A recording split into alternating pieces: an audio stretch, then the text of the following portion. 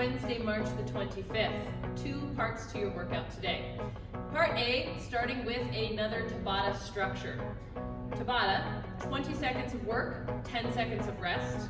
So you will perform 4 rounds of burpees, followed by 8 rounds of a 5-meter shuttle run and 4 rounds of burpees. So on the shuttle run, you'll mark out about 5 meters distance or 15 feet, and you will run down and back as many times as you can in 20 seconds. We have a partner version of this workout as well.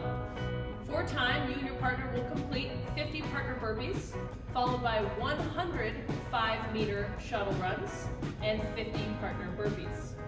For the shuttle runs, you and your partner can switch off as often as you would like. 1 5-meter distance equals 1 repetition. For part B today, we have 5 rounds for max repetitions, and you will be doing 30 seconds at each station. Station number 1, you'll start with a lateral jump over some object you have, a flutter kick in a hollow hold position, a single arm Russian kettlebell swing, a lunge, and then your final station is a resting station.